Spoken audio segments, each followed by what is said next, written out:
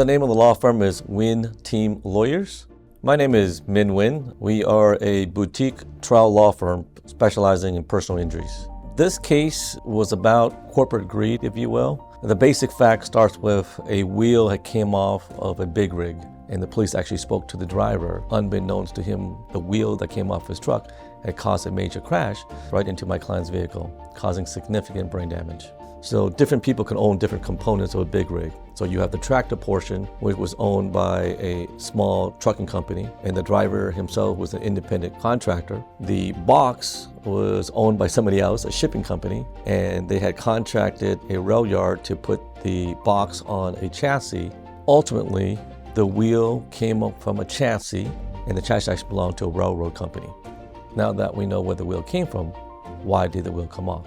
And one of the basic things they have to do is to inspect, meaning they have to look at their equipment to make sure it's in a safe condition before it leaves the yard. If it has a wheel on it, it better have all 10 lug nuts. In our case, the railroad company had changed its policy for profit. They decided to get rid of the human being to save money and have a video system where no one is actually watching the video at all. Because there was a video system, we were able to go back and see that the subject chassis was missing 6 lug nuts when it left the yard. So our position was very simple. If they want a video system to inspect or watch the equipment, they gotta have somebody looking at the video feed to make sure the lug nuts are there, and it didn't. Even with that kind of evidence, they fought us. They denied responsibility. They blamed their own contractors. They blamed the truck driver. They blamed their tire vendor. They blamed what's called a gate vendor, someone who worked at the gate. So there was a lot of finger pointing. Ultimately, this case went to trial. There were 22 defense lawyers at trial. 5 lawyers from our side represented the plaintiff in this case. So 5 versus 22. And unfortunately, it was not a fair fight. We outsmarted them. Sorry, defense counsel.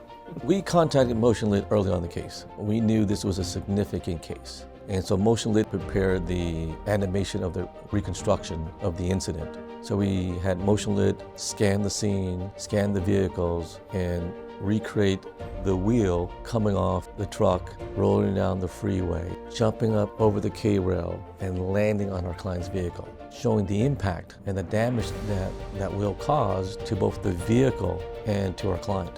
I think that was very powerful.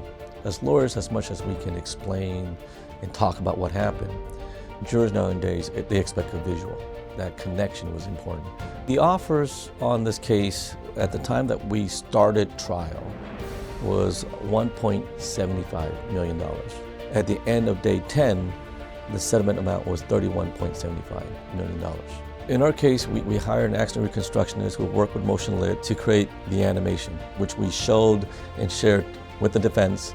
All 7 defense law firms went with our animation and said, yep, we're conceding what happened, because I think the facts were very compelling and the animation was very helpful. There's no way for them to refute it. I have a long-standing working relationship with MotionLit. The use of animation serves a number of purposes, and when it's done correctly at high quality, high level, it indicates to the other side you're prepared, that you're willing to spend the time, the resources to get a good animation done. But when you do have a case that merits an animation, it needs to be done well. I would encourage any lawyer out there that has a significant case to invest time and resources with MotionLit.